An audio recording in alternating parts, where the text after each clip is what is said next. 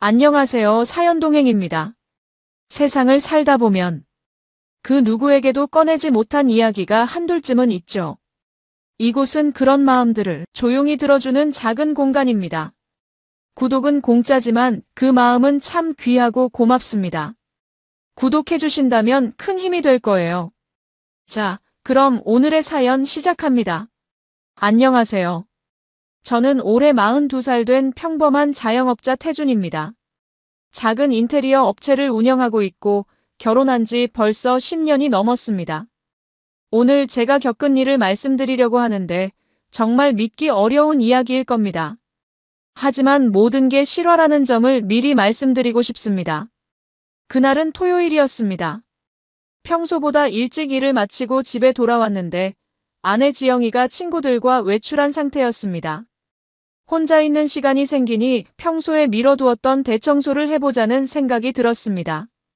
거실 정리를 하다가 소파 틈새에 끼어있던 아내 가방을 발견했습니다. 평소 지영이가 자주 쓰던 가방이었는데 무심코 제자리에 두려고 들어올렸습니다. 그런데 가방이 무거워서 안에 뭔가 많이 들어있는 것 같았습니다. 혹시 깨지기 쉬운 물건이 있나 싶어서 살짝 열어보았는데 그 순간 제 심장이 뛰기 시작했습니다. 가방 안쪽에 분홍색 표지의 작은 책자가 보였습니다. 자세히 보니 그것은 바로 산모수첩이었습니다. 손이 떨리면서 산모수첩을 집어들었습니다. 표지에는 분명히 제 아내 이름이 적혀 있었습니다. 첫 페이지를 넘기니 임신 주수와 병원 진료 기록들이 빼곡히 적혀 있었습니다. 벌써 임신 16주 차라고 되어 있었습니다. 즉, 임신한 지 4달이 넘었다는 뜻이었습니다. 순간 머리가 하얘졌습니다. 아내가 임신했다는 사실을 왜 저에게 말하지 않았을까요? 혹시 깜짝 선물로 준비하고 있었던 걸까요? 아니면 아직 확신이 서지 않아서 조금 더 기다리려고 했던 걸까요? 여러 가지 생각이 머릿속을 스쳐 지나갔습니다. 결혼 10년 동안 아이를 간절히 기다려온 저희 부부에게는 정말 큰 선물 같은 일이었기 때문입니다. 사실 그동안 여러 번 실망도 했고 산부인과 검사도 받아봤지만 별다른 이상이 없다는 진단만 받았었습니다. 주변에서는 스트레스 때문이라고 하기도 했고 시간이 지나면 자연스럽게 될 거라고 위로해주기도 했습니다. 하지만 시간이 갈수록 아이에 대한 간절함은 더욱 커져만 갔습니다. 그 순간 현관문이 열리는 소리가 들렸습니다. 지영이가 돌아온 모양이었습니다. 저는 산모수첩을 손에 든 채로 거실에 서 있었습니다. 지영이가 신발을 벗고 거실로 들어오는 소리가 점점 가까워졌습니다. 제 심장은 기대와 설렘으로 두근거렸습니다. 마침내 우리에게도 아이가 생겼구나 하는 생각에 온몸에 전율이 흘렸습니다. 지영이가 거실에 들어서자마자 제가 들고 있는 산모수첩을 보았습니다. 그 순간 지영이의 표정이 순간적으로 굳어졌습니다. 마치 들키면 안 되는 것을 들킨 것 같은 표정이었습니다. 하지만 저는 그때 그 표정의 의미를 정확히 알지 못했습니다. 단지 깜짝 선물이 미리 들통난 것에 대한 당황스러움 정도로만 생각했습니다. 저는 기쁜 마음에 지영이에게 다가갔습니다. 산모수첩을 들어보이며 환하게 웃었습니다. 10년 넘게 아이를 기다려온 저희 부부에게는 정말 큰 선물 같은 일이었기 때문입니다. 그동안 여러 번 실망도 했고 검사도 받아봤지만 별다른 이상이 없다는 진단만 받았었습니다. 그래서 이 순간이 더욱 소중하고 기뻤습니다. 벌써 아이 이름도 생각해보고 아이방 인테리어는 어떻게 할지 상상하며 행복한 미소를 지었습니다. 여보, 이게 뭐야? 혹시 우리 아기인가요? 제가 조심스럽게 물었습니다. 목소리에는 감출 수 없는 기쁨이 담겨 있었습니다. 벌써 아이 이름도 생각해보고 아이방 인테리어는 어떻게 할지 상상하며 행복한 미소를 지었습니다. 그런데 지영이의 반응은 제가 예상했던 것과 전혀 달랐습니다. 지영이는 잠시 말없이 저를 바라보더니 차갑게 웃었습니다. 그 웃음에는 따뜻함이나 기쁨이 전혀 없었습니다. 오히려 비웃음에 가까운 표정이었습니다. 저는 그 순간 뭔가 이상하다는 느낌을 받았지만 여전히 상황을 정확히 파악하지 못했습니다. 니애 아니야. 지영이가 담담하게 말했습니다. 마치 날씨 이야기를 하듯 자연스럽게 말하는 것이었습니다. 저는 그 말을 듣고도 잠시 이해하지 못했습니다. 네 애 아니라니 그게 무슨 뜻일까요? 아내가 임신했다면 당연히 제 아이가 아닌가요? 무슨 소리야 여보. 농담하는 거지. 저는 어색하게 웃으며 말했습니다. 하지만 지영이의 표정은 조금도 변하지 않았습니다. 오히려 더욱 차갑게 굳어져 갔습니다. 그 순간 저는 정말로 뭔가 잘못되었다는 것을 깨달았습니다. 농담 아니야. 이혼해줘. 지영이가 단호하게 말했습니다. 목소리에는 조금의 망설임도 없었습니다. 마치 이미 오래전부터 준비해온 말인 것처럼 자연스럽게 말하는 것이었습니다. 저는 그 순간 온몸에 힘이 빠지는 것을 느꼈습니다. 지영아, 대체 무슨 일이야? 갑자기 이게 무슨 소리야? 저는 목소리를 떨며 물었습니다. 손에 들고 있던 산모수첩이 바닥에 떨어졌습니다. 분홍색 표지의 작은 책자가 바닥에 떨어지는 소리가 거실 안에 울렸습니다. 그 작은 소리가 마치 폭탄이 터지는 것처럼 크게 들렸습니다. 지영이는 소파에 앉으며 한숨을 쉬었습니다. 그리고 마치 오래전부터 준비해온 것처럼 차근차근 말하기 시작했습니다. 회사 동료와 만나고 있다는 것, 그와 사귄 지 벌써 6달이 넘었다는 것, 그리고 뱃속의 아이는 그 남자의 아이라는 것을 말했습니다. 저는 그 말을 들으며 현실감을 잃었습니다. 마치 드라마나 영화 속 이야기를 듣는 것 같았습니다. 10년 넘게 함께 살아온 아내가, 그토록 아이를 간절히 원하던 아내가 다른 남자와 바람을 피우고 있었다는 것이었습니다. 그것도 벌써 6달이나 되었다는 것이었습니다. 6달이면 언제부터야? 저는 떨리는 목소리로 물었습니다. 그 기간을 계산해보니 작년 겨울부터였습니다. 그때 지영이가 야근이 많아졌다고 했던 것이, 회사 회식이 잦아졌다고 했던 것이 모두 거짓말이었던 것입니다. 친구들과 만난다고 했던 주말 외출들도 모두 그 남자와 만나러 가는 것이었습니다. 지영이는 담담하게 자신의 상황을 설명했습니다. 회사에서 새로 온 과장이라는 것, 나이는 39이라는 것, 이혼을 앞두고 있다는 것을 말했습니다. 그리고 자신도 이제 새로운 삶을 시작하고 싶다고 했습니다. 마치 장보기 목록을 읽어주는 것처럼 감정에 기복 없이 말하는 것이었습니다. 저는 그 순간 온몸이 떨렸습니다. 분노보다는 배신감이 먼저 밀려왔습니다. 10년 넘게 함께 살아온 사람이, 그토록 믿었던 사람이 이런 식으로 저를 배신할 수 있다는 것이 믿어지지 않았습니다. 그리고 그 모든 일들이 제가 전혀 모르는 사이에 일어났다는 것이 더욱 충격적이었습니다. 그 후 며칠 동안은 정말 지옥 같았습니다. 지영이는 짐을 싸서 그 남자 집으로 가버렸고 저는 혼자 남은 집에서 멍하니 지내야 했습니다. 밤잠을 제대로 이루지 못했고 식사도 거의 하지 않았습니다. 일도 손에 잡히지 않아서 며칠 동안 가게 문을 열지 못했습니다. 주변 사람들에게는 아무 말도 할 수 없었습니다. 부모님께는 더욱 말할 수 없었습니다. 그저 혼자서 이 모든 상황을 받아들여야 했습니다. 가끔씩 이 모든 것이 꿈이었으면 좋겠다는 생각이 들었습니다. 아침에 일어나면 지영이가 부엌에서 아침을 준비하고 있을 것만 같았습니다. 일주일 후 지영이에게서 전화가 왔습니다. 이혼 서류를 준비했으니 만나자는 내용이었습니다. 저는 그 전화를 받고 마음을 정리했습니다. 더 이상 붙잡고 있을 이유가 없었습니다. 이미 다른 남자의 아이를 임신한 상태에서 무엇을 더 바랄 수 있겠습니까? 만난 자리에서 지영이는 차분하게 이혼 조건을 설명했습니다. 재산 분할은 반반으로 하고 위자료는 요구하지 않겠다고 했습니다. 그리고 상간자 소송도 하지 말아달라고 부탁했습니다.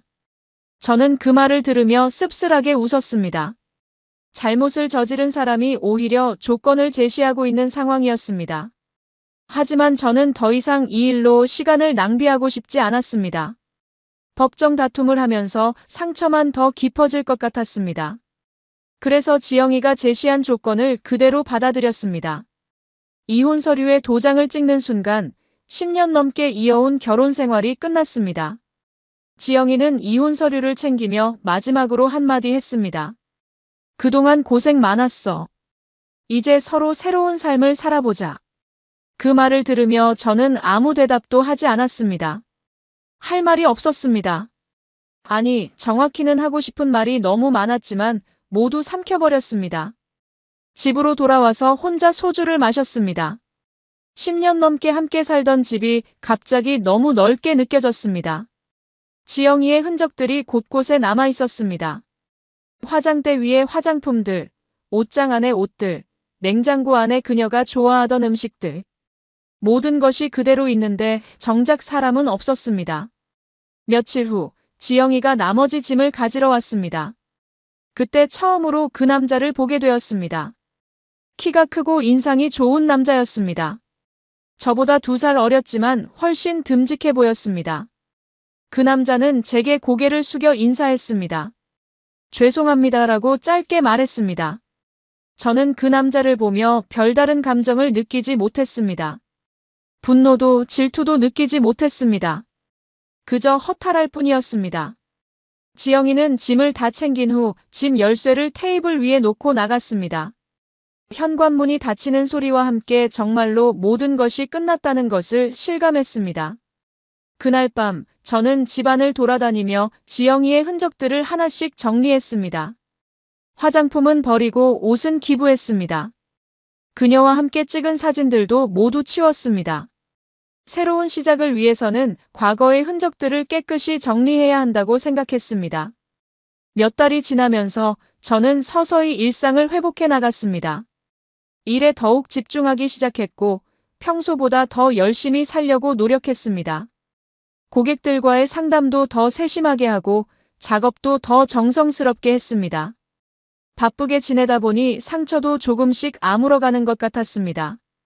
그런데 어느 날 지인의 사회관계망 서비스를 보다가 깜짝 놀랄 일이 있었습니다. 지영이와 그 남자의 결혼식 사진이 올라와 있었습니다. 이혼한 지 불과 2달 만에 재혼을 한 것이었습니다. 사진 속의 지영이는 환하게 웃고 있었고 배가 불러온 모습이 선명하게 보였습니다. 사진을 보는 순간 가슴이 답답해졌습니다. 그동안 잊으려고 노력했던 기억들이 다시 살아났습니다. 지영이가 마지막으로 했던 말이 생각났습니다. 서로 새로운 삶을 살아보자는 말이 이런 뜻이었구나 하는 생각이 들었습니다. 며칠 후 지영이에게서 예상치 못한 전화가 왔습니다. 태준아, 잘 지내고 있어? 하고 친근하게 말하는 것이었습니다. 마치 오래된 친구와 통화하는 것처럼 자연스럽게 말하는 것이었습니다. 저는 그 태도가 더욱 기가 막혔습니다. 재혼 축하해. 사진 봤어. 저는 담담하게 말했습니다. 지영이는 잠시 침묵하더니 웃으며 말했습니다. 네가 포기해줘서 고마워. 덕분에 행복하게 살고 있어. 그 말을 들으며 저는 할 말을 잃었습니다. 잘못을 저지른 사람이 오히려 고맙다고 말하는 상황이었습니다. 전화를 끊고 나서 저는 오랫동안 생각에 잠겼습니다. 지영이는 정말로 자신이 잘못했다는 생각이 없는 것 같았습니다. 오히려 제가 양보해준 것에 대해 고마워하고 있었습니다. 이런 사람과 10년 넘게 함께 살았다는 것이 믿어지지 않았습니다. 그 후 저는 더욱 철저하게 과거와 결별하기로 결심했습니다. 지영이와 관련된 모든 것을 완전히 잊기로 했습니다. 사회관계망 서비스에서도 공통 친구들을 정리했고 지영이의 소식을 들을 수 있는 모든 경로를 차단했습니다. 대신 새로운 취미를 찾기 시작했습니다. 동네 도서관에서 하는 독서 모임에 참여하게 되었습니다. 매주 토요일마다 모여서 책을 읽고 토론하는 모임이었습니다. 처음에는 어색했지만 점차 책 이야기를 나누며 마음의 위안을 얻었습니다. 독서 모임에서 만난 사람들은 모두 좋은 분들이었습니다. 나이도 다양하고 직업도 다양했습니다. 하지만 모두 책을 사랑하는 마음은 같았습니다. 그분들과 이야기를 나누면서 서서히 마음의 평화를 되찾아갔습니다. 그 모임에서 선아라는 여성을 만났습니다. 저보다 3살 어린 초등학교 교사였습니다. 조용하고 차분한 성격이었지만 책에 대한 열정은 누구보다 뜨거웠습니다. 토론할 때 하는 말들이 항상 깊이가 있었고 다른 사람들의 의견도 따뜻하게 들어주었습니다. 선아와는 독서 모임이 끝난 후에도 자주 만나게 되었습니다. 처음에는 단순히 책 이야기를 나누는 사이였지만 점차 개인적인 이야기도 하게 되었습니다. 선아는 제가 이혼했다는 사실을 알고도 전혀 개의치 않았습니다. 오히려 힘든 시기를 잘 견뎌냈다며 격려해 주었습니다. 선아는 정말 따뜻한 사람이었습니다. 아이들을 가르치는 일을 천직으로 생각하고 있었고 항상 긍정적인 에너지를 가지고 있었습니다. 저와 함께 있을 때도 편안하고 자연스러웠습니다. 지영이와는 완전히 다른 스타일의 여성이었습니다. 몇 개월 후 저희는 정식으로 사귀기 시작했습니다. 선아는 급하지 않게 천천히 관계를 발전시켜 나가자고 했습니다. 저도 그 의견에 동의했습니다. 이전의 상처가 완전히 아물지 않은 상태에서 성급하게 새로운 관계를 시작하고 싶지 않았습니다. 선아와 함께 보내는 시간들은 정말 평화로웠습니다. 함께 책을 읽기도 하고 조용한 카페에서 차를 마시며 대화하기도 했습니다.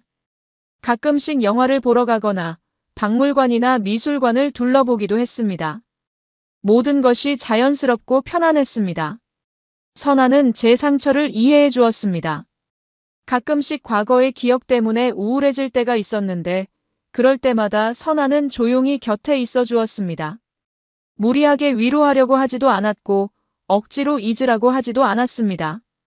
그저 묵묵히 함께 있어 주었습니다. 이런 평화로운 나날들이 계속되었습니다. 1년이 지나고 2년이 지나고 3년이 지나갔습니다.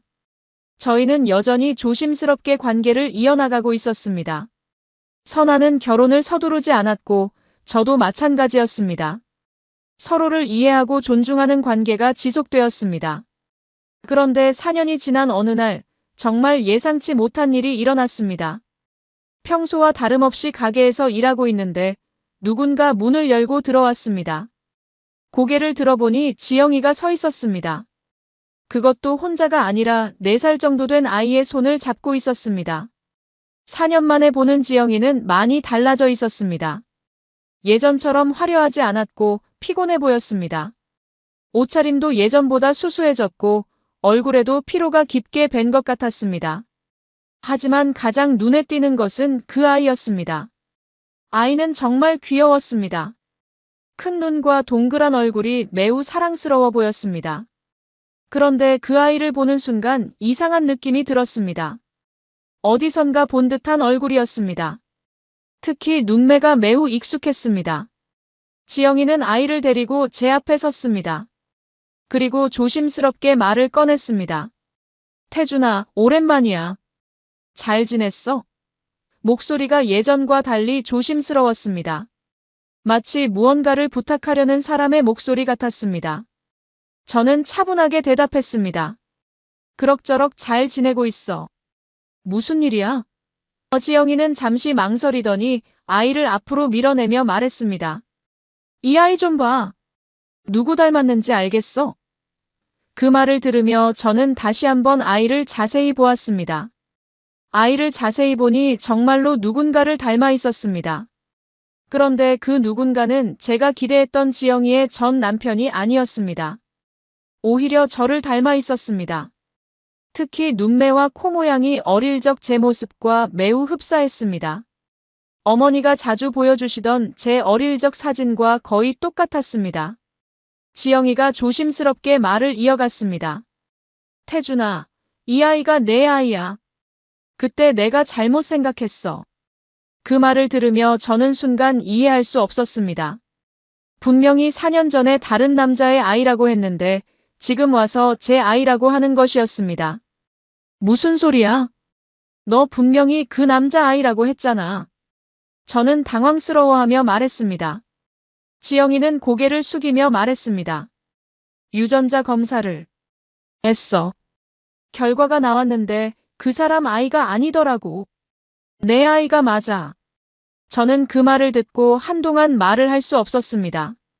4년 전의 기억이 다시 떠올랐습니다. 그때 지영이가 얼마나 확신에 차서 다른 남자의 아이라고 했는지, 그래서 이혼을 요구했는지 생생하게 기억났습니다. 그런데 이제 와서 제 아이라고 하니 도무지 믿을 수 없었습니다. 왜 지금에서야 이런 말을 하는 거야? 4년 동안 뭐 했어? 저는 목소리를 높이며 물었습니다. 지영이는 눈물을 글썽이며 대답했습니다. 그 사람이 의심하기 시작했어. 아이가 자기를 전혀 안 닮았다고. 그래서 유전자 검사를 하자고 해서 할 수밖에 없었어. 이야기를 듣고 보니 상황이 이해되기 시작했습니다. 지영이가 불륜을 저지른 시기와 임신 시기를 다시 계산해 보니 실제로는 저와의 관계에서 임신이 된 것이 맞았습니다. 하지만 지영이는 그 남자와의 관계를 유지하기 위해 거짓말을 한 것이었습니다. 그럼 그 남자는 어떻게 됐어? 저는 냉정하게 물었습니다. 지영이는 더욱 고개를 숙이며 말했습니다. 이혼했어. 자기 아이가 아니라는 걸 알고 나서 완전히 돌변했어. 아이한테도 관심을 끊어버리고 나한테도 차갑게 대하더라고. 순간 모든 상황이 정리되었습니다. 지영이는 다른 남자와의 새로운 삶을 위해 저를 버렸지만 결국 그 남자에게도 버림받은 것이었습니다. 그리고 이제 와서 혼자 아이를 키우기 어려워지자 저를 찾아온 것이었습니다. 아이는 제 다리에 매달리며 웃고 있었습니다. 아저씨, 안녕하세요. 하고 밝게 인사했습니다. 그 순간 제 마음이 복잡해졌습니다. 아이에게는 아무런 잘못이 없었습니다. 어른들의 잘못된 선택 때문에 피해를 받은 것은 이 아이였습니다. 지영이가 눈물을 흘리며 말했습니다. 태준아, 우리 다시 가족이 되자. 내가 잘못했어. 이제라도 제대로 된 가정을 만들어보자. 그 말을 들으며 저는 복잡한 감정에 휩싸였습니다. 한편으로는 4년 전의 배신감이 다시 살아났습니다. 지영이가 저에게 했던 일들, 그로 인해 받았던 상처들이 고스란히 되살아났습니다. 하지만 다른 한편으로는 제 아이를 보는 아버지로서의 마음도 생겼습니다. 그때 가게 문이 열리며 선아가 들어왔습니다. 평소처럼 제게 인사하러 온 것이었습니다. 선아는 지영이와 아이를 보고 순간 당황한 기색을 보였습니다. 저는 급하게 상황을 설명했습니다. 선아는 차분하게 이야기를 들었습니다. 그리고 아이에게 다가가서 다정하게 인사했습니다. 안녕, 이름이 뭐야? 아이는 선아에게도 밝게 대답했습니다. 민준이에요. 그날 밤, 저는 선아와 오랫동안 이야기했습니다. 갑작스럽게 나타난 아이와 지영이의 제안에 대해 어떻게 해야 할지 고민이 많았습니다. 선아는 제 이야기를 끝까지 들어준 후 조심스럽게 의견을 말했습니다. 태준 씨, 아이는 정말 소중해요. 하지만 지영 씨와 다시 가정을 꾸리는 것과는 별개의 문제라고 생각해요. 선아의 말은 명확했습니다. 아버지로서의 책임과 남편으로서의 선택은 다른 문제라는 것이었습니다. 며칠 후, 저는 지영이를 다시 만났습니다. 이번에는 아이 없이 둘만 만났습니다. 지영이는 간절한 표정으로 저를 바라보며 말했습니다. 태준아, 정말 후회하고 있어. 4년 전에 내가 너무 어리석었어. 이제라도 제대로 된 가족이 되자. 저는 차분하게 대답했습니다. 지영아, 아이는 내 아이니까 아버지로서의 책임은 다할 거야. 양육비도 보내고 정기적으로 만나서 아이를 돌볼 거야. 하지만 우리가 다시 부부가 되는 것은 불가능해. 지영이는 이해할 수 없다는 표정을 지었습니다. 왜 안 돼? 우리 아이도 있고 이제라도 제대로 된 가정을 만들 수 있잖아. 저는 고개를 저으며 말했습니다. 너무 많은 일이 있었어. 그리고 나는 이미 다른 사람과 새로운 삶을 살고 있어. 그때 지영이가 선아 이야기를 꺼냈습니다. 그 여자 때문이지? 그 여자한테는 아이도 없잖아. 혈육보다 더 소중한 게 어디 있어? 그 말을 들으며 저는 화가 났습니다.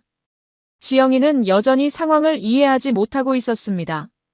이건 선아의 문제가 아니야. 너와 나 사이의 문제야. 4년 전에 너는 내게 상처를 주고 떠났어. 그 상처는 쉽게 없어지지 않아. 저는 단호하게 말했습니다. 지영이는 눈물을 흘리며 계속 매달렸습니다. 그럼 그 여자와 헤어져. 우리 가족이 더 중요하잖아. 지영이가 울먹이며 말했습니다. 저는 그 말을 듣고 더욱 확신이 섰습니다. 지영이는 여전히 자기중심적인 사고에서 벗어나지 못하고 있었습니다. 지영아, 나는 아버지로서의 책임은 다하겠지만 남편으로 돌아갈 생각은 없어. 이미 새로운 삶을 시작했고 그 삶이 소중해. 저는 최종적으로 의사를 표명했습니다. 지영이는 며칠 더 설득을 시도했습니다. 아이를 데리고 와서 아빠라고 부르게 하기도 했고 눈물을 흘리며 용서를 구하기도 했습니다. 하지만 저의 마음은 변하지 않았습니다. 그 과정에서 저는 변호사와 상담을 받았습니다. 친자 확인과 양육권에 대한 법적 절차를 알아보았습니다. 변호사는 정식으로 친자 확인을 한 후 양육비와 면접교섭권을 정하는 것이 좋겠다고 조언했습니다. 동시에 저는 4년 전의 일에 대해서도 법적 대응을 결심했습니다. 당시 상간자 소송을 포기했지만 지금이라도 늦지 않았다는 변호사의 말을 듣고 그 남자를 상대로 소송을 제기하기로 했습니다. 지영이는 제가 법적 절차를 밟는다는 것을 알고 더욱 당황했습니다. 왜 일을 이렇게 크게 만들어? 우리끼리 해결하면 되잖아. 하지만 저는 이미 결심을 굳혔습니다. 모든 것을 법적으로 깔끔하게 정리하고 싶었습니다.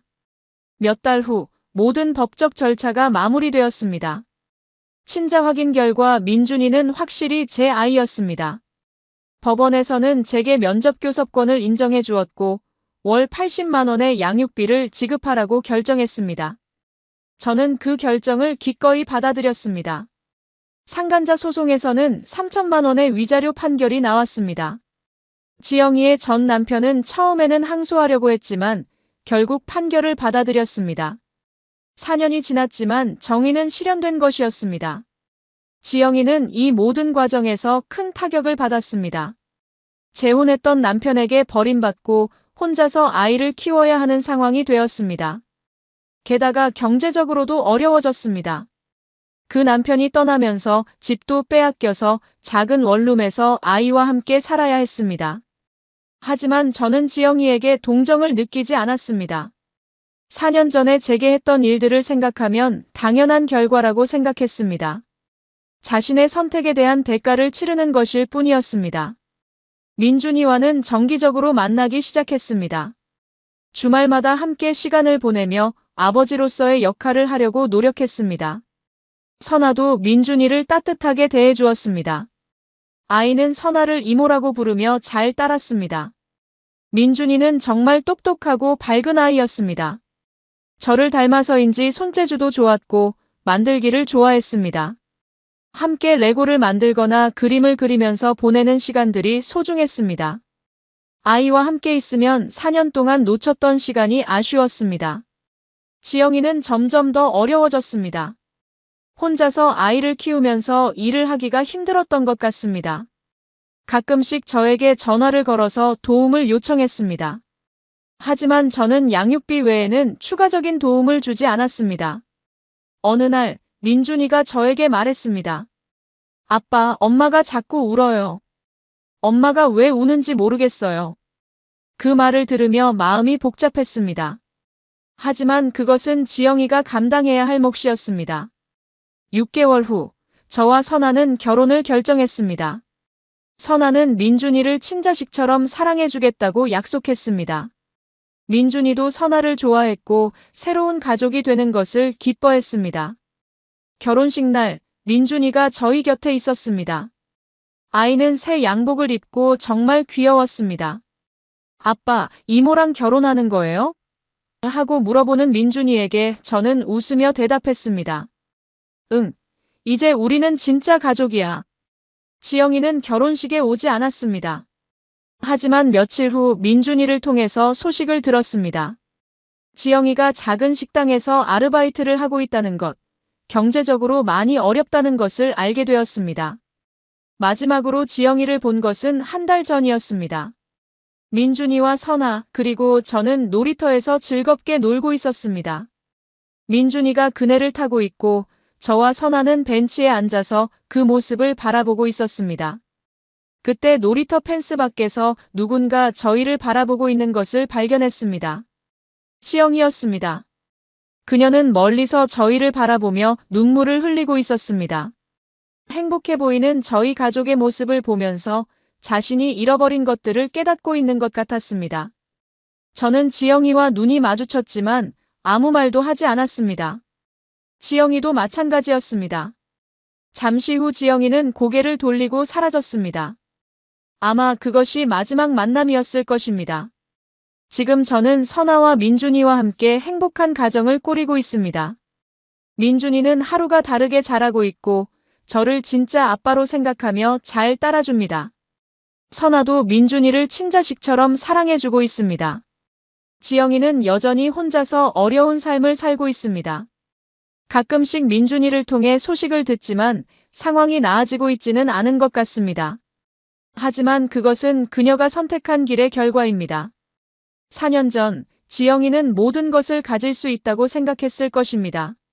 새로운 남자와의 사랑도 아이도 행복한 가정도 모두 가질 수 있다고 믿었을 것입니다. 하지만 결국 모든 것을 잃었습니다. 잘못된 선택에는 반드시 대가가 따른다는 것을 뼈저리게 깨달았을 것입니다. 이상으로 제 이야기를 마치겠습니다. 정말 힘들고 복잡한 시간이었지만 결국 진실이 밝혀지고 정의가 실현되었습니다. 그리고 저는 더 좋은 사람을 만나서 진정한 행복을 찾을 수 있었습니다. 제가 겪은 일을 간단히 정리해드리겠습니다. 10년 넘게 결혼 생활을 했던 아내가 다른 남자와 바람을 피우고 임신했다며 이혼을 요구했습니다. 저는 상처받았지만 조용히 받아들였습니다. 4년 후 아내가 아이를 데리고 찾아와서 제 아이라며 다시 가족이 되자고 했습니다. 유전자 검사 결과 정말 제 아이였고 전 남편은 아내를 버렸다고 했습니다. 하지만 저는 아버지로서의 책임만 지고 부부로 돌아가지는 않았습니다. 대신 상간자 소송을 해서 위자료를 받았고 새로운 사람과 결혼해서 행복하게 살고 있습니다. 전 아내는 혼자서 어려운 삶을 살고 있습니다. 여러분들이라면 이런 상황에서 어떻게 하셨을까요? 아이 때문에라도 다시 가족이 되는 것이 맞을까요? 아니면 저처럼 새로운 삶을 선택하는 것이 맞을까요? 여러분, 오늘 사연 어떻게 들으셨나요? 지금 이 순간 무슨 생각이 드셨는지도 궁금합니다. 여러분의 소중한 생각을 댓글로 남겨주세요. 지금까지 사연동행이었습니다. 함께 해주신 모든 분들께 진심으로 마음 깊이 감사드립니다. 방송 끝나기 전에 혹시 아직 구독과 좋아요 안 누르셨다면 그 한 번의 클릭이 이 채널을 계속 이어가게 하는 큰 힘이 된답니다. 다음 사연에서 다시 인사드릴게요. 여러분 평안하세요.